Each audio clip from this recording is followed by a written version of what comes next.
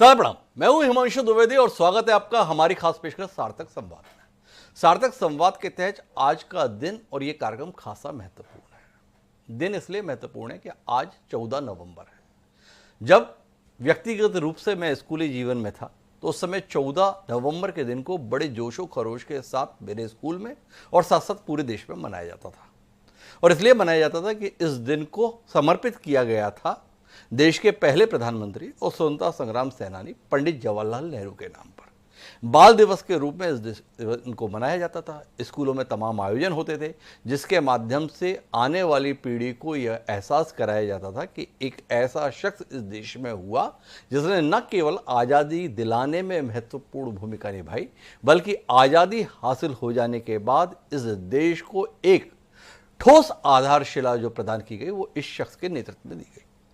इसलिए इस शख्स को इस बात का श्रेय दिया जाता है कि यह शख्स न केवल आज़ादी का महानायक था बल्कि देश जब आज़ाद हुआ तो एक टूटे फूटे देश को एक सुव्यवस्थित राष्ट्र का स्वरूप देने के लिए प्रधानमंत्री पद का दायित्व इस शख्स के कंधों पर ही आया। देश की जनता ने 3 आम चुनावों में न केवल इस शख्स को बल्कि इस शख्स के नेतृत्व में उसकी पार्टी को भी स्पष्ट रूप से चुनने में कोई किस्म की झिझक नहीं दिखाई। लेकिन वक्त के साथ आज जिस दौर में हम हैं उसमें पंडित जवाहरलाल नेहरू एक ऐसे शख्स के रूप में चित्रित किए जाते हैं कि मानो अगर इस देश में कोई खलनायक हुआ तो वो पंडित जवाहरलाल नेहरू ही हुआ। वैचारिक रूप से जो विरोध है उस विरोध के तहत पंडित जवाहरलाल नेहरू को उनकी तथाकथित गलतियों के लिए आने वाली पीढ़ी याद रखे इस तरीके से प्रस्तुत करने की चेष्टा की जाती है। ये अजीब किस्म का द्वंद्व है। हम अपने राजनीतिक विरोधियों को क्या सिरे से खारिज कर देंगे? क्या हम उनकी उपलब्धियों को भी उनकी गलतियों के रूप में ही चित्रित करेंगे? और क्या हम इस रूप में ही अपने महानायकों को आने वाली पीढ़ी को हस्तांतरित करेंगे कि वह उन्हें खलनायक के तौर पर देखे? ये एक सवाल है। नेहरू से जुड़े तमाम सवालों का उत्तर खोजने की कोशिश आज हम इस कार्यक्रम के तहत करेंगे। हमारे साथ इस कार्यक्रम में सहभागी के रूप में पीयूष बबेले जी हैं। पीयूष बबेले जाने माने लेखक हैं। उनका बड़ा अध्ययन महात्मा गांधी और पंडित नेहरू के संदर्भ में रहा है। उनके माध्यम से उन सवालों के उत्तर लेने की कोशिश करेंगे जो इस पीढ़ी के जहन में रहते हैं, जिसके अंतर्गत पंडित नेहरू को जिम्मेदार ठहराया जाता है कि उन्होंने भारत को संयुक्त राष्ट्र संघ में स्थायी सदस्यता नहीं मिलने दी। माना जाता है कि पंडित नेहरू के कारण ही ये देश 2 टुकड़ों में बंट गया। माना यह भी जाता है कि पंडित नेहरू की सत्ता की लालसा इतनी थी जिसके तहत सरदार पटेल को उनका जायज हक नहीं मिलने दिया गया। इस बात पर भी सवाल किया जाता है कि पंडित नेहरू ने ऐसा क्या खाया पिया हुआ था कि जिसके तहत अंग्रेजों की गोली के वो शिकार नहीं हुए जबकि वो देश को आज़ादी की तथाकथित लड़ाई लड़ रहे थे दिलाने की। तो कुल मिला के सवाल बहुत तेरे हैं, इनके उत्तर लेने की कोशिश करते हैं। पीयूष बबेले सुर्खियों में रहते हैं क्योंकि उन्होंने पंडित नेहरू से जुड़े हुए मिथकों पर एक किताब के माध्यम से बात रखने की चेष्टा की थी। तो पीयूष बबेले जी हमारे साथ जुड़ चुके हैं इस खास मौके पर। पीयूष जी बहुत बहुत स्वागत आपका और इस खास दिवस के मौके पर। और शुरुआत यहीं से करते हैं, किस रूप में देखें पंडित नेहरू को? महानायक के रूप में या खलनायक के तौर पर? किस नतीजे पर पहुंचे आप? नतीजे पे हम क्या पहुंचेंगे, ये काल पहुंचेगा, इतिहास पहुंचेगा। और जो नेहरू इसी और प्रधानमंत्री वो सन 45 में बने थे, उसके बाद भी मोदी झगड़ा करना है तो नेहरू जी से ही करना है तो नेहरू जी से ही करना है। इसका मतलब वो जानते हैं कि अगर मेरी कोई हैसियत बननी है तो नेहरू से ऊपर जाना होगा। ऊपर जाने में बहुत बेहतर होता कि मोदी जी कोई अपनी बड़ी लकीर खींचते। चूंकि लकीर नहीं है, कोई बौद्धिक अध्ययन नहीं है, राष्ट्र से उस तरह का प्रेम नहीं है और हिंदू मुस्लिम सिख ईसाई आपस में सब भाई भाई की भावना नहीं है, इसलिए नेहरू ने जो किया, एक तो 47 के पहले जो आदमी 10 साल जेल में रहा और अकेले नहीं रहा, उसकी मां जेल में रही, उसके बाप जेल में रहे, उसकी पत्नी जेल में रही, उसकी बेटी दामाद बहन बहनोई पूरा खानदान जिसका जेल में रहा हो, 10 साल तक वो स्वयं जेल में रहे। लाठियां खाई। लखनऊ में जब साइमन कमीशन आया था तो नेहरू मरते मरते बचे थे, ऐसी लाठियां उन पर पड़ी थी। तो ये पहले उन्होंने किया। और 47 के बाद हिंदुस्तान को जो आपने खुद कहा कि बिखरा हुआ मुल्क था, सांप्रदायिकता में बटा हुआ मुल्क था, दंगों की आग झुलस रही थी, इस हिंदुस्तान में सुई की नोक नहीं बनती थी। वहां आईआईटी खोल दिए, आईआईएम खोल दिए, आरबीआई जैसी संस्थाएं आगे बढ़ा दी, चुनाव के लिए निर्वाचन आयोग बना दिया, खेतों की सिंचाई की स्थिति ये थी कि सन 55 तक इतना इरिगेशन का रकबा बढ़ा दिया था पंडित नेहरू ने, जितना उस समय अमेरिका में खेती के लिए सिंचित जमीन नहीं थी। तो जिस आदमी ने हर जगह हर तरह का काम किया, तो वो तो काल के कपाल पे लिखा हुआ है। और पूरी दुनिया, अच्छा अब मोदी जी के हाथ से बात बाहर जा चुकी है, पूरी दुनिया की लाइब्रेरीज में, विद्वानों में नेहरू कहीं और है। तो केवल नरेंद्र मोदी को ही अपन अगर चित्रित करें पंडित नेहरू के आलोचक के रूप में, तो शायद ये उचित नहीं है। जो पंडित नेहरू के संगी साथी थे, वो पंडित नेहरू के जीवन काल में ही उनकी नीतियों और उनकी कार्य पद्धति को लेकर कटघरे में खड़ा किया करते थे। आचार्य जेबी कृपलानी से लेकर राम मनोहर लोहिया तक एक लंबी फहरिस्त है पीयूष बबेले जी। तो केवल हम नरेंद्र मोदी जी को कटघरे में खड़ा कर दें और इस जटिल विषय को सरलीकृत करें, शायद उचित नहीं। हम बारी बारी से चलते हैं उन तमाम सवालों को लेकर जिसके संदर्भ में वस्तुस्थिति जानना नई पीढ़ी का अधिकार है। तो शुरुआत यहां से करते हैं कि ये पंडित शब्द गलत है। ये जिनके पूर्वज मुसलमान थे वो अपने आप को पंडित के रूप में व्यक्त कर रहे हैं। ये व्हाट्सएप के मैसेज में भरा रहता है कि पंडित नेहरू नहीं थे, वो गजीउद्दीन थे, फलाने थे, ढिकाने थे। आपने अध्ययन किया, थोड़ा स्पष्ट करें।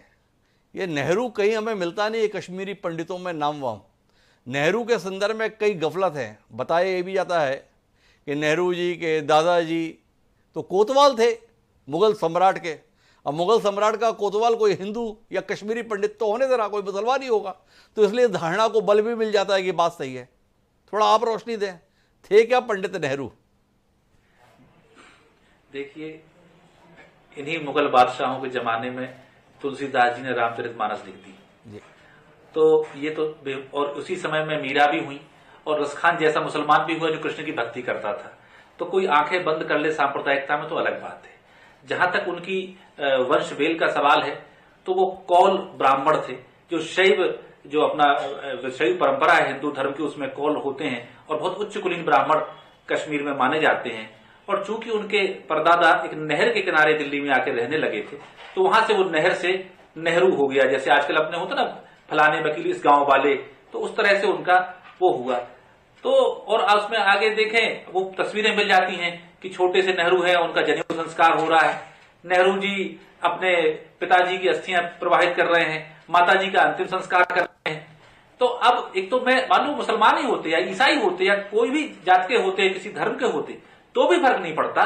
लेकिन इसका मतलब जो नहीं जी, फर्क पड़ता है।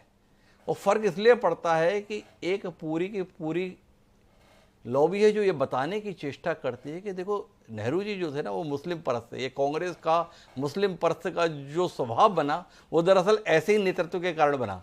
तो उसमें एक बड़ा तर्क गढ़ा जाता है और उसमें बड़ी मदद मिल जाती है इंदिरा गांधी के पति के रूप में फिरोज गांधी से। फिरोज गांधी भी कट्टर मुसलमान थे, इस रूप में प्रस्तुत किया जाता है। आप इससे अनभिज्ञ नहीं हैं, आप लेखक ही नहीं, एक प्रखर पत्रकार रहे हैं, तो आप मेरे इन सवालों से इत्तेफाक रखते होंगे।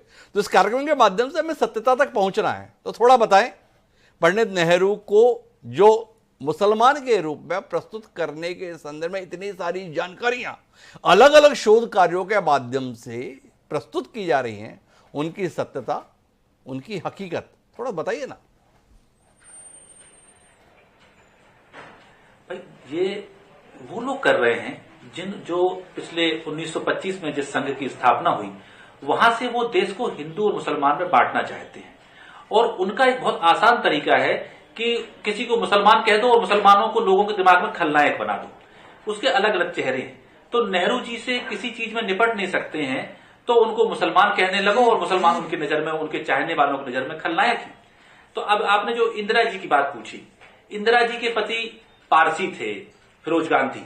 और यहां मैं एक स्पष्ट कर दूं, जो सब कुछ लिखा है और रिकॉर्ड है, कि जब इंदिरा जी का विवाह हुआ फिरोज गांधी से, तो नेहरू जी ने स्पष्ट कहा कि इस विवाह के बाद ना तो कन्या का धर्म परिवर्तन होगा और ना वर का धर्म परिवर्तन होगा, और ये शादी एक मिसाल साबित होगी। और आगे चल के भारत में जब ऐसा कानून बनाया जाएगा इंटरकास्ट मैरिज का या अंतरधार्मिक शादियों के लिए, तो ये एक तरह से उसका नजीर साबित होगी। और आनंद भवन में आज भी वो जगह बनी हुई है, आप जाके देख सकते हैं कि जहां पे उनका हवन और पूजन के साथ बाकायदा विवाह हो रहा है, वो जगह लिखा हुआ है, वो फोटो बने हुए हैं।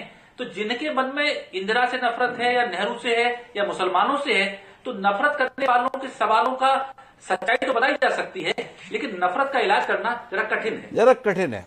थोड़ा नेहरू जी के आज़ादी के पूर्व के योगदान के संदर्भ में बात करते हैं पीयूष जी। तकरीबन 3 दशक का उनका सार्वजनिक जीवन रहता है या स्वतंत्रता के आंदोलन में उनकी बड़ी भूमिका रहती है। लोगों का सवाल ये रहता है कि अगर आज़ादी की लड़ाई इतनी प्रखरता के साथ, इतनी मुखरता के साथ पंडित नेहरू लड़ रहे थे, तो जिंदा कैसे रहे? चंद्रशेखर आज़ाद, भगत सिंह जैसे लोग कुछ महीने, कुछ साल ही इस लड़ाई को लड़ पाए। नेहरू जी 30-30 साल तक लड़ाई लड़ लिए अंग्रेजों के खिलाफ वाकई मजबूती से, या अंग्रेजों के साथ बने रहते हुए लड़ाई लड़ते रहने का दिखावा करते रहे? क्या कहते हैं पीयूष जी? देखिए, इसमें बहुत बुनियादी फर्क है जी। भगत सिंह हैं, चंद्रशेखर आजाद हैं, अशफाकुल्ला खान हैं, ये सब हमारे क्रांतिकारी स्वतंत्रता सेनानी थे। क्रांतिकारी का आशय हुआ जो हाथ में बंदूक लेके और आमने सामने की लड़ाई करता है। तो जब आप गोली चलाते हैं तो पुलिस भी गोली चलाती है, और आप तो अकेले हैं, पुलिस का इतना बड़ा तंत्र है, तो उसमें या तो आप कभी मारे जाते हैं या पकड़ लिए जाते हैं, तो आपके ऊपर 302 का मुकदमा चलता है, हत्या का मुकदमा चलता है, जो नॉन पॉलिटिकल मुकदमा है, और उसमें फांसी हो जाती है। इस बात को महात्मा गांधी ने बहुत बारीकी से समझा। इसीलिए महात्मा गांधी ने कहा कि अंग्रेजों की ताकत बंदूक में नहीं है, अंग्रेजों की ताकत इस टैक्सेशन की प्रणाली में है, इस अंग्रेजी की पढ़ाई में है, और जो हम सहयोग करते हैं अंग्रेजों का, उसके कारण ये हम पर अधिकार किए हुए हैं, तो हम इनसे असहयोग करें। इसीलिए न तो नेहरू जी मरते हैं, न सरदार वल्लभ भाई पटेल मरते हैं, न डॉक्टर राजेंद्र प्रसाद मरते हैं, न मौलाना आजाद मरते हैं। तो अगर ये सवाल जो भी प्रबुद्ध लोग या मूर्ख लोग कर रहे हैं, तो उनके हिसाब से तो हिंदुस्तान की जो पहली कैबिनेट बनी है वो पूरी ही मर जानी चाहिए थी। और ये पूछ कौन रहे हैं? ये सावरकर के वंशज पूछते हैं, ये हेडगेवार के वंशज पूछते हैं, ये गोलवलकर के वंशज पूछते हैं। तो ये लोग पता है कि ये सब लोग कैसे बचे रह गए, इतने बड़े क्रांतिकारी थे। अगर जो फार्मूला नेहरू जी पर लागू होगा वो गोलवलकर पर और हेडगेवार पर क्यों लागू नहीं होगा? उनकी भूमिका के संदर्भ में सवाल अलग है और इनकी भूमिका में सवाल अलग है। हेडगेवार जी को, गोलवलकर जी को स्वतंत्रता संग्राम के महान सेनानी के रूप में प्रस्तुत करने की चेष्टा नहीं की जाती पीयूष जी। महान सेनानी के तौर पर प्रस्तुत करने के संदर्भ में जो काम होता है वो इन लोगों के संदर्भ में होता है जिनको लेकर सवाल उठे हुए हैं। विचार वक्त के साथ बदला है, जिन पर आप सवाल उठा रहे हैं वर्तमान पीढ़ी ने देश के लिए इस विचार को स्वीकार किया, इसीलिए सवाल है। तो सवाल को थोड़ा और विस्तार देते हैं। आपने सावरकर जी का जिक्र किया, सावरकर जी के माफीनामे को लेकर काफी किस्से कहानी प्रचलित रहते हैं, पर पंडित जवाहरलाल नेहरू के माफीनामे को लेकर भी सवाल उठते हैं। मोतीलाल नेहरू बड़े परेशान हो गए थे अपने लाडले के जेल में जाने को लेकर। उन्होंने पत्र लिखा था और उसके माध्यम से पंडित जवाहरलाल नेहरू की रिहाई चाहिए थी, सहूलियत चाहिए थी। इस प्रकार के किस्से कहानी है, इसकी सच्चाई पीयूष जी? इसका फैक्ट ये कि नाभा में कोई नेहरू जी किसी अन्य कार्यक्रम में गए थे, वो वहां एक विरोध प्रदर्शन चल रहा था अलग से, और नाभा ब्रिटिश उसमें नहीं था, नाभा रियासत थी जी। वहां नेहरू जी गए थे और वहां से उनसे कहा गया कि आप वापस लौट जाइए, आप आंदोलन में शामिल होने आए हैं। तो नेहरू जी ने कहा मैं शामिल होने तो नहीं आया हूं, लेकिन वापस नहीं लौटूंगा। वो थे, उनके एक साथी और थे, 3 लोग थे ये। तो इन तीनों को उठा के बंद कर दिया गया और कई दिन तक ये बंद रहे। वहां पर मोतीलाल नेहरू जी भी पहुंचे, तो उनसे भी पंडित नेहरू ने यह कहा कि आप वापस चले जाइए, यहाँ का जो चीज होनी है हो जाएगी, मैं तो कुछ इसमें कहने वाला नहीं। पूरा ये प्रसंग और कहीं नहीं मिलता, सिर्फ नेहरू जी ने अपनी आत्मकथा में लिखा है, और उसमें उन्होंने लिखा है कि मैंने कोई माफी नहीं मांगी, ना कोई खतो किताबत उस तरह की हुई, मुझे अचानक एक दिन छोड़ दिया गया, मुझे ये नहीं पता कि वो मुकदमा चल रहा है या क्या है। मैंने आके फिर से वहां पत्र लिख के पूछा कि मुकदमे का स्टेटस क्या है, तो उसकी जानकारी मुझे नहीं दी गई। मुझे नहीं पता कि मैं रिहा हो चुका हूं या मैं जमानत पे हूं या मुझे दोबारा गिरफ्तार कर लिया जाएगा। इसका और कहीं सिर्फ ये खुद नेहरू जी ने कहानी बताई और कहीं से नहीं थी। लेकिन जो ये सवाल जितने खड़े होते हैं, इनको आप गौर से देखें तो नेहरू जी ने या गांधी जी ने जो बातें लिखी हैं, उन्हीं बातों को तोड़ मरोड़ के एक नया किस्सा पैदा कर दिया जाता है। ये चालाकीपूर्ण चीज आप साफ साफ देख सकते हैं। ये चालाकीपूर्ण चीज आप साफ साफ देख सकते हैं, ये पीयूष जी आपका कहना है। पर नेहरू जी के संदर्भ में जो एक चीज और जानने की है, एक लेखक के तौर पर नेहरू जी की जो दृष्टि रही और जो योगदान रहा, उसके संदर्भ में आपका अध्ययन किस नतीजे पे पहुंचा? पिता के खत पुत्री के नाम काफ़ी चर्चित रहता है, विश्व इतिहास की खोज, भारत एक खोज, इसके संदर्भ में भी बात होती है। आपने तो तमाम तरीके से इन किताबों के अध्ययन की कोशिश की पीयूष जी, किस नतीजे में पहुंचे आप? क्या दिखा आपको नेहरू जी के संदर्भ में? डिस्कवरी ऑफ इंडिया मैंने पिछले महीने ही दोबारा पढ़ के समाप्त की है जी। तो भारतीय राष्ट्रवाद की इससे ज्यादा प्रामाणिक और प्रखर पुस्तक कोई नहीं हो सकती है। उसमें भारत की, जैसे हम लोगों के फिल्मों में गाना है कि हमने शून्य दिया, हमने दशमलव दिया, लेकिन नेहरू जी बता रहे हैं कि शून्य दशमलव के लिए हमने नहीं दिया। 1 से लेकर जो 10 अंकों की जो प्रणाली है, पूरी गिनती की आधुनिक प्रणाली, ये भारत ने दी, रोम नहीं दे सका।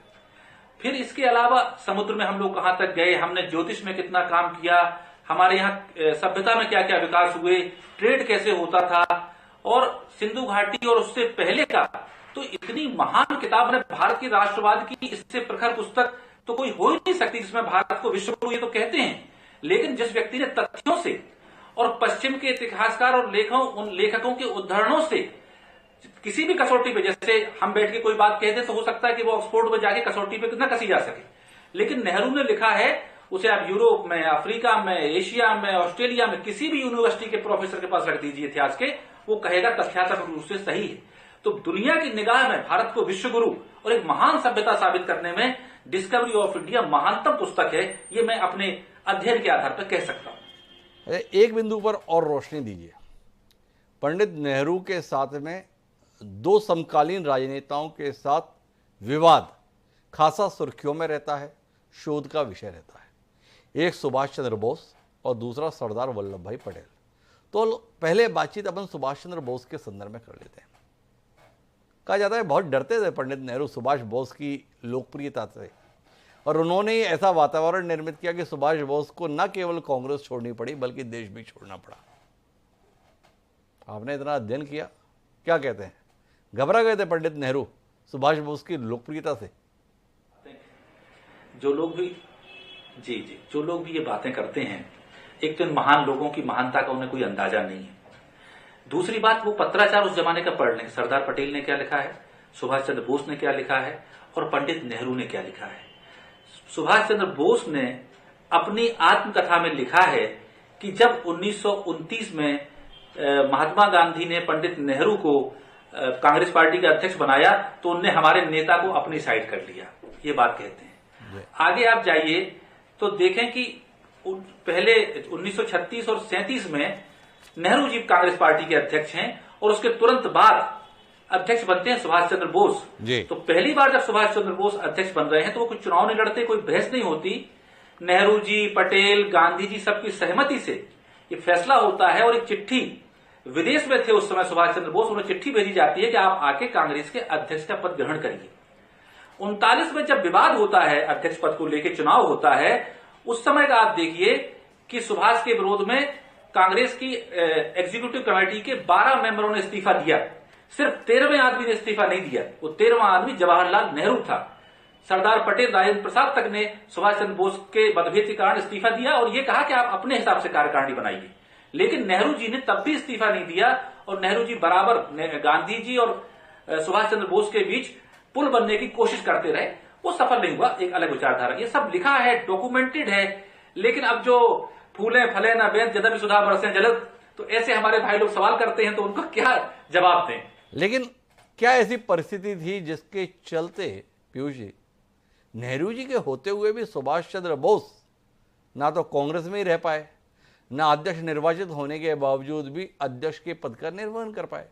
पंडित नेहरू तो बड़े लोकप्रिय व्यक्ति थे और साथ साथ गांधी जी पर उनका बड़ा प्रभाव भी था। थोड़ा रोशनी दीजिए ना। बिल्कुल बिल्कुल था। गांधी जी ने स्पष्ट ये कहा कि भाई सुभाष चंद्र बोस जो विचारधारा अपना रहे हैं वो कांग्रेस की एग्जिस्टिंग विचारधारा से अलग है। तो अब सुभाष चंद्र बोस अपने हिसाब से कार्य समिति बना लें, चुनाव उन्हें वो जीत गए हैं, वो अपने हिसाब से पार्टी चलाएं। तो सुभाष चंद्र बोस ने ये कहा कि ये सब हो गया, मैं जीत गया हूं, लेकिन मैं गांधी जी के आशीर्वाद के बिना काम नहीं करूंगा। देश का नैतिक बल आज भी गांधी जी के पास ही है, इसलिए मैं इससे अपना इस्तीफा देता हूं, देश गांधी जी के नेतृत्व में ही आगे बढ़े। और यही नहीं कह रहे हैं, जब वो देश छोड़ के, अच्छा यहां तुरंत नहीं छोड़ते, वो फॉरवर्ड ब्लॉक बनाते हैं। फॉरवर्ड ब्लॉक कोई अलग पार्टी नहीं थी, कांग्रेस पार्टी के अंदर ही फॉरवर्ड ब्लॉक था शुरू में जी। तीसरी बात, जब सुभाष चंद्र बोस विदेश चले जाते हैं और वहां से भाषण देते हैं तो पहली बार उन्होंने कहा कि हम महात्मा गांधी राष्ट्रपिता हैं, और राष्ट्रपिता के और वहां जाके वो जो फौज बनाते हैं उसमें नेहरू ब्रिगेड भी बनाते हैं, उसमें गांधी ब्रिगेड भी बनाते हैं। तो अगर ये मत भिन्नता की जगह कोई झगड़ा होता तो क्या सुभाष चंद्र बोस आजाद हिंद फौज में नेहरू ब्रिगेड और गांधी ब्रिगेड बनाते? और इसके आगे मैं जाता हूं कि जब सुभाष चंद्र बोस शहीद हो गए और ये मुकदमा हुआ आजाद हिंद फौज के सिपाहियों का, लाल किले में सब ये बंद कर दिए गए, तो आजाद हिंद फौज को बचाने की जो कमेटी दरियागंज में बनी वो किसने बनाई? वो जवाहरलाल नेहरू ने बनाई। उसके लिए फंड जवाहरलाल नेहरू ने इकट्ठा किया और 20-25 वर्ष बाद काला चोगा वकील का पहन के लाल किले के मुकदमे में सुनवाई में खड़े हुए और अंततः उन तीनों जो सेना नायक थे उनकी जान बचाई। ये इतिहास की सच्चाई है। लेकिन जो हिंदुस्तान को प्यार करते हैं वो तो अपने नेताओं की अच्छाइयां और उनकी वीरता को याद करते हैं, लेकिन जिनके पुरखों ने अंग्रेजों के तलुए चाटे वो आज कपोल कल्पना कर करके उन महारथियों को, उन महापुरुषों को, उन त्यागी पुरुषों को बदनाम करने की ओछी चाल चलते हैं। ये इस देश के लिए सबसे ज्यादा शर्म की और दुख की बात है। शर्म की बात तो दोनों संदर्भ में हो जाती है ना। अब जिन लोगों को आज देश के लोगों ने चुना उनके संदर्भ में आप इस भाषा का इस्तेमाल करेंगे पीयूष जी, इतने सुधी पत्रकार और लेखक होकर, तो फिर जाके आप में और जो लोगों के संदर्भ में आपका आक्षेप है कि ये महानायकों को जो है नीचा दिखाने की कोशिश कर रहे, क्या अंतर रह जाएगा? कुल मिलाकर अगर पंडित नेहरू को इस देश के लोगों ने चुना तो आज जो लोग हैं उन्हें भी देश ने ही चुना है। मेरी अपनी सोच है ये, पर मैं इस विषय को और विस्तार ले जाना चाहता हूँ क्योंकि मुझे आज़ादी के बाद भी बात करनी है पीयूष जी।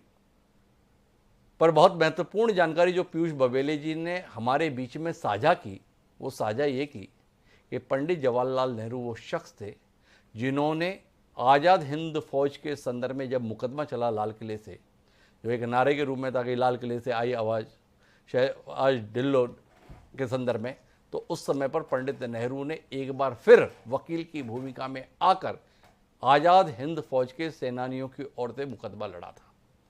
अब आखिरी बिंदु पर आते हैं आज़ादी के पूर्व की कहानी के संदर्भ में। पंडित नेहरू के संदर्भ में ये आक्षेप है कि गांधी जी ने अपनी पसंद से लोकतांत्रिक पद्धति को खारिज कर दिया।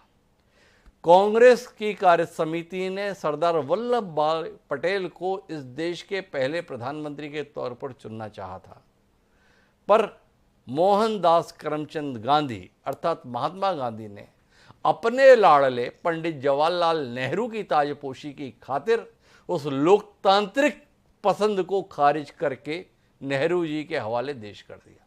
क्या कहते हैं पीयूष जी?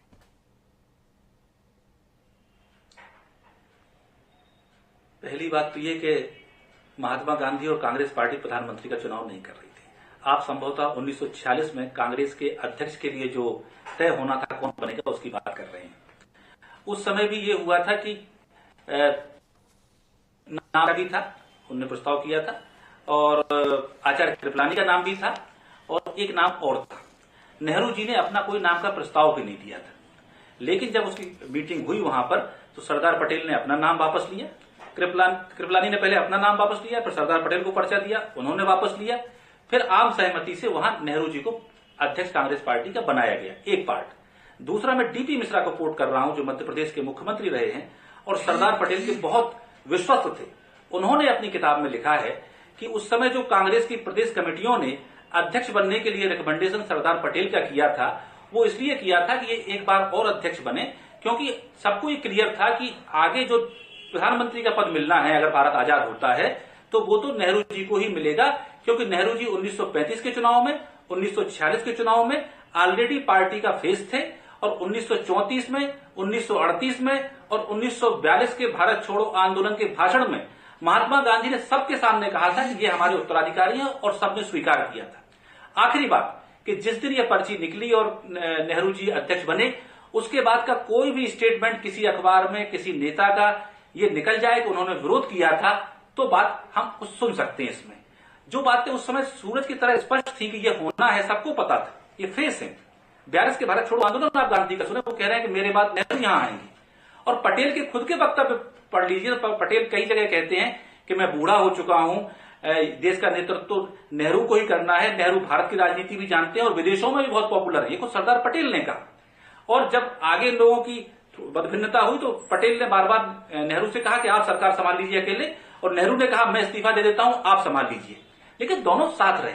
तो जिन लोगों के मन में सिर्फ लड़ाई लगाने की मानसिकता है वो इस तरह की बातें करते हैं। जो मैंने आपसे बताया वो तथ्य हैं, और कोई भी जाके जो भी आधिकारिक डॉक्यूमेंट है उनको वेरीफाई कर सकता है। अच्छा, अब अपन आज़ादी के बाद के घटनाक्रम पर आते हैं।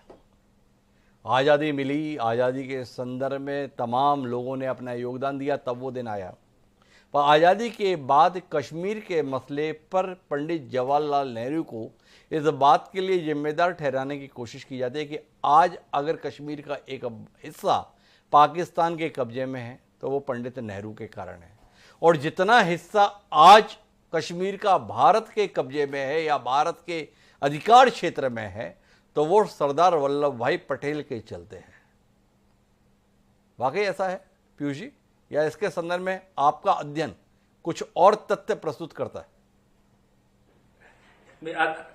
नहीं, मैं तो पहली बात तो ये, भाई एक सरकार है उसमें नेहरू प्रधानमंत्री हैं और पटेल गृह मंत्री हैं, तो ये तो ऐसा लग रहा है कि दो समांतर सरकारें चल रही हों, एक नेहरू जी चला रहे हों और एक पटेल चला रहे हों, दो समानांतर युद्ध हो रहे हों जिसमें एक में नेहरू जी हार रहे हों, एक में पटेल जीत रहे हों, तो फिर दो सेनाएं भी होंगी।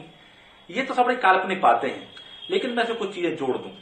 अगर आप जो सरदार पटेल चुना हुआ पत्र व्यवहार जो किताब है उसमें जो वी शंकर सचिव थे सरदार पटेल को उन्होंने लिखा है, तो उसमें तो बात यहां तक जाती है कि जब पहली बार माउंटबेटन बात करने जा रहे थे हरि सिंह से, तो सरदार पटेल ने कहा कि आप राजा हरि सिंह से फैसला लेने के लिए कह दीजिए, और अगर वो कश्मीर का विलय पाकिस्तान में भी कराना चाहते हैं तो हमें मंजूर है। हो सकता है सरदार पटेल ने ये कूटनीतिक दृष्टिकोण से ये बात कही हो। फिर आप सरदार पटेल के ही पत्र व्यवहार में वो पत्र देख सकते हैं, कबायली हमला होने के 3 महीने पहले और फिर 1 महीने पहले नेहरू जी लिखते हैं पटेल को कि ऐसा ऐसा हमला हो सकता है, ये मार्ग है, इतने कबायली हैं, इस तरह के इनके पास हथियार हैं, और नवंबर के पहले हमें वहां अपनी सेना भेजनी पड़ेगी तो ही हम रोक पाएंगे। नवंबर के बाद मौसम खराब हो जाएगा, बर्फबारी होगी, युद्ध करना कठिन हो जाएगा। अब वो क्यों लिख रहे हैं? आप कहेंगे कि पटेल को लिखने की क्या जरूरत है, आप प्रधानमंत्री हैं। क्योंकि उस मामले को जो डील कर रहे थे तो राजा हरि सिंह के साथ कम्युनिकेशन चल रहा था सरदार वल्लभ भाई पटेल का, और शेख अब्दुल्ला के साथ जो कम्युनिकेशन का चैनल खुला हुआ था वो नेहरू जी के माध्यम से खुला हुआ था। अंततः वो हरि सिंह नहीं माने, हरि सिंह का तो अपना एक अलग मंतव्य था। और यहां आप देख लें कि उस समय श्यामा प्रसाद मुखर्जी की क्या भूमिका है, और उसी समय ये पहली बार इन लोगों ने एक फॉर्मूला दिया था कि जम्मू जम्मू रख लो, लद्दाख रख लो और कश्मीर को छोड़ दो। आप चेक करेंगे इतिहासों में, पाठक दर्शक देखेंगे तो मिल जाएगा। तीसरी बात कि 370 पर ले आते हैं। 370 की वस्तुस्थिति में फिर कहता हूं किसी भी आर्काइव में देख लें, और यहां तक कि लालकृष्ण आडवाणी ने जो अपनी आत्मकथा लिखी है उसमें भी पढ़ लें कि जिस दिन 370 धारा पास हुई थी उस दिन पंडित जवाहरलाल नेहरू अमेरिका में थे, और भारत की संविधान सभा में सरदार पटेल ने कांग्रेस के संविधान सभा सदस्यों के विरोध को दरकिनार करके उन्हें चुप करा के बिना किसी बहस की धारा 370 पास कराई थी। और उसके बाद ये लिखा है डॉक्यूमेंट्स में, वी शंकर ने लिखा कि धारा 370 सरदार वल्लभ भाई पटेल की महान उपलब्धि है, यह भारत और की मुख्य भूमि और कश्मीर के बीच एक पुल का कार्य करती है। ये तो इतिहास है। अब जिसको जो गल्प करनी है, कपूल कल्पनाएं करनी है, पूर्वजों पे आक्षेप करने हैं, उनको ईश्वर सद्बुद्धि दे, मैं यही प्रार्थना कर सकता हूं। हम तो अभी जरा तथ्यों पर ही बात करते हैं ना पीयूष जी, आप बार बार इस बात पर आते हैं कि जिनको जो करना है करना महत्वपूर्ण नहीं है, तथ्यों को जानना महत्वपूर्ण है और उसे तथ्य के रूप में प्रस्तुत करना महत्वपूर्ण है। माना यह जाता है और जिसमें बहुत ज्यादा यकीन भी लोग करते हैं कि शेख अब्दुल्ला के साथ पंडित नेहरू की दोस्ती ने कश्मीर के संदर्भ में भारतीय हितों को अनदेखा कर दिया। इसे थोड़ा तथ्यात्मक रूप से रोशनी दीजिए ना कि शेख अब्दुल्ला के माध्यम से पंडित नेहरू ने भारत के हित साधे या शेख अब्दुल्ला ने पंडित नेहरू के माध्यम से अपने राजनीतिक उद्देश्यों की पूर्ति की। किस आकलन पर हैं आप?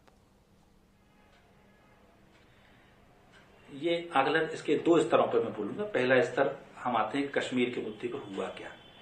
आप भारत के विभाजन का जो आधार बनाया गया था, जो बुनियादी जो फॉर्मूला था, उसमें क्या था कि जो हिंदू बहुल आबादी के प्रदेश हैं वो भारतीय संघ रहेगा, जो मुस्लिम बहुल आबादी के प्रदेश हैं वो पाकिस्तान बन जाएगा। अगर कोई प्रदेश ऐसा है जहां हिंदू और मुसलमान दोनों की आबादी है और वो बॉर्डर पे पड़ता है तो उसका विभाजन हो जाएगा। इसी आधार पर पंजाब का विभाजन हुआ और बंगाल का विभाजन हुआ। अब इन आधारों को आप देखें तो कश्मीर बॉर्डर पे था और मुस्लिम बहुल था, तो वो तो, और उसकी कनेक्टिविटी भी पूरी पाकिस्तान के साथ बहुत अच्छी थी।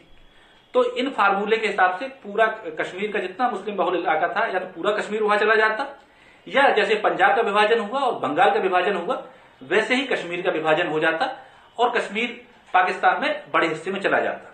लेकिन तीसरी बात और थी उसमें कि जनता जो चाहेगी वो होगा। जैसे हैदराबाद की जनता ने चाहा कि हम भारत में रहें और निजाम ने चाहा कि हम पाकिस्तान में चले जाएं, तो जनता की चली। तो जनता के नुमाइंदे के रूप में शेख अब्दुल्ला ने भारत के विलय पत्र पर दस्तखत किए। अगर शेख अब्दुल्ला ने जनता के नुमाइंदे की हैसियत से वो दस्तखत नहीं किए होते तो वो विलय विवादित हो जाता और अगले दिन हमारी सेना जाके उसको आजाद नहीं करा पाती। एक चीज और कि जो वहां लड़ाई लड़ी, जब कबायली हमला हुआ तो हमारी सेना जब पहुंची उसके पहले के 24 से 48 घंटे में कौन लड़ा था कबायलियों से? तो पाकिस्तान के जो कश्मीर के मुसलमान थे, कश्मीर की जो नेटिव आबादी थी, उसने 2 दिन तक उनसे मुकाबला किया था। तो आप समझिए कि जब सारे फॉर्मूले कश्मीर को पाकिस्तान की तरफ ले जा रहे हैं, उस समय वहां की जनता जो मुसलमान भी है और वो इधर आती है भारत में, तो इससे बड़ी कामयाबी पंडित जवाहरलाल नेहरू की और शेख अब्दुल्ला की क्या हो सकती है? तो इस बात को समझने की जरूरत है नई पीढ़ी को कि शेख अब्दुल्ला के माध्यम से पंडित जवाहरलाल नेहरू ने उस समय के कश्मीर के वातावरण को भारत के साथ भावनात्मक रूप से जोड़ने में बड़ी भूमिका निभाई थी। और लोगों को यह भी याद होना चाहिए कि शेख अब्दुल्ला ने जब अपनी इस भूमिका के बाद कुछ ज़्यादा ही अपेक्षाएं पाल ली थी, तो पंडित नेहरू के प्रधानमंत्री रहते हुए शेख अब्दुल्ला तकरीबन 10 साल तक जेल में हवा खाने के लिए भी मजबूर हुए थे। इतिहास के पन्नों में दर्ज है। शायद पीयूष जी इससे इत्तेफाक रखेंगे या पीयूष जी इसके संदर्भ में कुछ और तथ्य आप सामने लाना चाहेंगे? वो कौन सी परिस्थिति जिसमें अपने दोस्त शेख अब्दुल्ला को जेल में डालने से पंडित नेहरू ने गुरेज नहीं किया? बिल्कुल नहीं किया। और इसमें एक चीज और जोड़ दूं कि किस लेवल की उन्होंने शुरू में अपना विश्वास दिया था कश्मीर की जनता का, कि माउंटबेटन ने जब जिन्ना से पूछा कि वहां हमें रेफरेंडम करा लें तो फैसला हो जाए, तो जिन्ना ने कहा कि जब तक नेहरू और शेख अब्दुल्ला वहां हैं तब तक कश्मीर की जनता हमारे पक्ष में वोट डालेगी ही नहीं, तो ऐसा रेफरेंडम किस काम का। इस लेवल का विश्वास कश्मीर की जनता का नेहरू जी और शेख अब्दुल्ला की सेकुलर नीतियों के साथ था। तो इस प्रकार की परिस्थितियों के बीच में अब आजादी के बाद जो देश को बनाने के संदर्भ में पंडित नेहरू के उपक्रम हुए, इस पर आपकी दृष्टि? यह माना जाता है कि देश वो नहीं बन पाया जो बन सकता था। हमारे साथ साथ देखो चीन भी आजाद हुआ, पर चीन कहां से कहां पहुंच गया और हम कहां के कहां रह गए। इसके संदर्भ में पीयूष जी आपकी दृष्टि? नेहरू जी की दृष्टि ठीक नहीं थी देश को संवारने के संदर्भ में, बनाने के संदर्भ में। आप इत्तेफाक रखते हैं? ये सब हम विमर्श कर सकते हैं। अब इसमें हमें देखना पड़ेगा कि कौन किस दिशा में आगे बढ़ा। क्या चीन लोकतंत्र के मामले में आगे बढ़ गया? जब माओ से तुंग ने ग्रेट लीप फॉरवर्ड चलाया और करीब 50 लाख चीनी मर गए बेमौत, जब उन्होंने कृषि से पूरी अर्थव्यवस्था को उद्योग पर लाया जबरदस्ती, 50 लाख लोग मरे हैं, ऑन रिकॉर्ड है। और वहां नेहरू ने कहा कि हम ऐसी कोई व्यवस्था, हम तो एक भी भारतीय को मरवाने के लिए तैयार नहीं है, ये तो 50 लाख मरवा सकते हैं। तो अगर लोगों को लगता है तो अभी भी देश में कुछ नहीं बिगड़ा। आप 4-6 करोड़ लोगों की हत्याओं के लिए, उनकी मृत्यु के लिए तैयार हो जाइए, तो कोई भी फैसले उस तरह के हो सकते हैं। दूसरी बात, अब आप देखें कि भारत में बाकी देशों से तुलना करें जहां डेमोक्रेसी है, कोई चीन में तो ऐसे दंगे हो नहीं रहे थे। हमारे यहाँ हिंदू मुस्लिम कितने दंगे हुए, 20 लाख लोग दंगों में मारे गए, 50 लाख से ज्यादा लोगों का इधर से उधर ट्रांसफर हुआ। और उस सब कितनी जातियां, कितनी बोलियां, कितने धर्म, कैसे कैसे टेरेन, उन सबको एक में जोड़ा और अनेकता में एकता के साथ अखंड ये भारत जो यूनियन ऑफ इंडिया, भारतीय गणराज्य की स्थापना की, उसमें लोकतांत्रिक मूल्य रखे। सरकार बनते ही आप सोचिए 5000 साल से चला आ रहा जुल्म था जो अंग्रेज भी नहीं हटा सके। अछूत माना जाता था दलितों को, उन्हें छूता नहीं, तो उसे गैर कानूनी किया गया। जो हमारा ओबीसी वर्ग था, जो किसान वर्ग था, वो हल तो चलाता था लेकिन अपने खेतों का मालिक नहीं था, जमींदार उस खेत का मालिक था। जमींदारी उन्मूलन एक झटके में करके पूरा ओबीसी वर्ग को, पूरे किसान वर्ग को जो 5000 साल से सिर्फ हल चला रहा था, हल बहा था, वो जमींदार हो गया, खेत का मालिक हो गया। और आईआईटी, आईआईएम, एम्स ऐसे तमाम बड़े संस्थान बना के एक नया मिडिल क्लास पैदा कर दिया गया। और फिर इन चीजों से बढ़ के नेहरू ये कहते थे कि इन इमारतों से मत नापना हमें, हमने कितने लोगों की आंख के आंसू पहुंचे। जो 32 के आसपास औसत आयु होती थी, नेहरू जी के समय वो 64 तक औसत आयु पहुंच गई थी। तो ये सब हमने अकाल पढ़ते थे आप 1943 और 1946 के अकाल में कितने लाख लोग कलकत्ता बंगाल में मरे थे, ये रिकॉर्ड है। उसके बाद से भारत में शायद कोरोना के समय ही इतने लोग मरे होंगे, बीच में कभी नहीं मरे। तो देश से बीमारी हटाई, देश से भुखमरी हटाई, देश से अशिक्षा हटाई, खाद्यान्न उत्पादन को कहां से कहां पहुंचा दिया। तो एक आदमी के दो ही हाथ होते हैं, उसने 15-17 साल में जो किया उसको नाप लिया जाए। और उसके बाद के प्रधानमंत्रियों ने, किसी ने 15 साल में, किसी ने 10 साल में, किसी ने 2 साल में, किसी ने 11 साल में क्या किया उसको नाप लिया जाए। तो हम लोग नहीं कर सकते थे कि दुनिया में बड़े बड़े संस्थान हैं, इसको ईमानदारी से नाप दें और जो फैसला वो सुनाए वो भारत की जनता को और हमें आपको मंजूर कर लेना चाहिए। अच्छा, एक बात और बताइए भाई, सरकार होती है, सरकार के द्वारा उत्कृष्ट कार्य करने वालों को सम्मानित किया जाता है, पर सरकार खुद को सम्मानित कर ले ऐसा अनूठा उदाहरण तो देखे नहीं मिलता है। पंडित नेहरू के संदर्भ में ये उल्लेख निकल कर आता है कि पंडित नेहरू 1947 से लेकर 1964 तक देश के प्रधानमंत्री थे। और साथ ही ये भी निकल कर आता है कि 1954-55 में पंडित नेहरू को भारत सरकार के द्वारा भारत रत्न दिया गया। ये बड़ा रोचक बात है। प्रधानमंत्री जी खुद को ही भारत रत्न मान के अपने आप को भारत रत्न ले लिए। थोड़ा रोशनी दीजिए ना। कई जगह पर सुनने में आता है, वाह कैसे रत्न थे पंडित नेहरू, खुद को ही भारत रत्न घोषित कर लिए। पूजी जी के पास तो इसके संदर्भ में पूरी जानकारी होगी। मुझे लगता है इस कार्यक्रम के माध्यम से दर्शकों तक वो जानकारी पहुंचनी चाहिए कि पंडित जवाहरलाल नेहरू भारत रत्न कैसे हुए। पंडित नेहरू अमेरिका की यात्रा पर गए हुए थे और ऐसा कहा जाता है कि वो यात्रा बड़ी सफल हुई। जब उस यात्रा से लौट के पंडित नेहरू आते हैं तो डॉक्टर राजेंद्र प्रसाद जो हिंदुस्तान के राष्ट्रपति थे, वो राष्ट्रपति भवन में एक बड़ा कार्यक्रम करते हैं, भोज होता है। और उस भोज में राष्ट्रपति ये घोषणा करते हैं कि हम पंडित जवाहरलाल नेहरू को भारत रत्न देंगे। इसमें कोई आरटीआई लगा ले, जांच कर ले कि क्या नेहरू कैबिनेट ने कोई ऐसी फाइल चली थी जिसमें कहा गया हो कि नेहरू जी को भारत रत्न दिया जाना है। कोई सरकारी डॉक्यूमेंट नहीं मिलेगा। ये इकलौता भारत रत्न ऐसा है जिसमें किसी प्रक्रिया का पालन नहीं किया गया।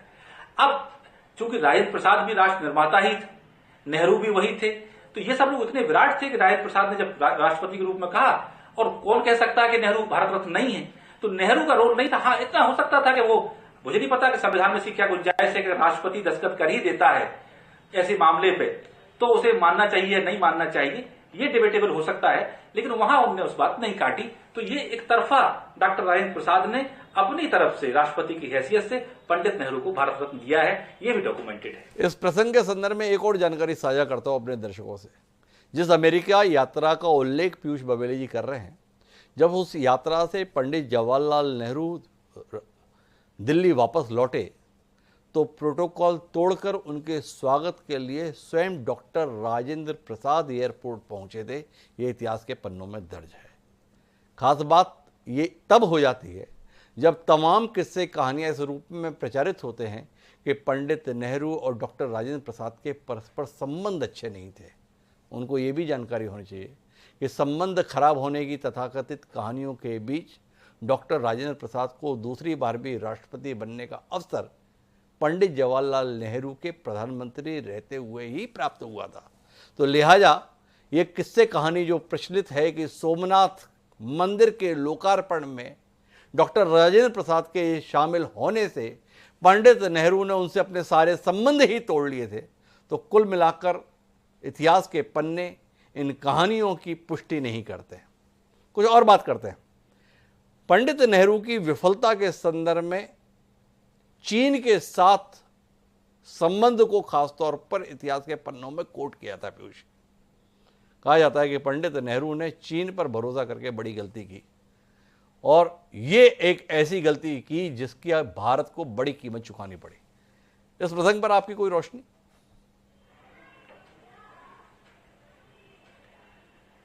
चीन युद्ध के मामले में जैसे कहते हैं कि उन्होंने गलती की, ये की।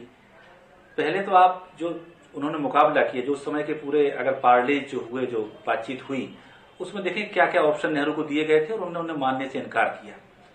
तो ये अरुणाचल के आसपास के इलाके को, जैसे वो आज भी नत्थी वीजा जारी करता है, वो चीन संभवतः, मैं एग्जैक्ट नहीं कह रहा हूँ, 99% कह रहा हूँ, शायद कोई शब्द में, चूंकि एकदम कागज नहीं है मेरे सामने, वो मांगा गया था और नेहरू ने उसको मना किया साफ साफ। वहां से लड़ाई बढ़ी। दूसरी, जब उसने तिब्बत पे कब्जा कर लिया चीन ने, तो उनकी निर्वासित सरकार को भारत ने अपने यहां जगह दी और आज तक दलाई लामा भारत में रहते हैं। तिब्बत की निर्वासित सरकार हमारे यहाँ चलती है।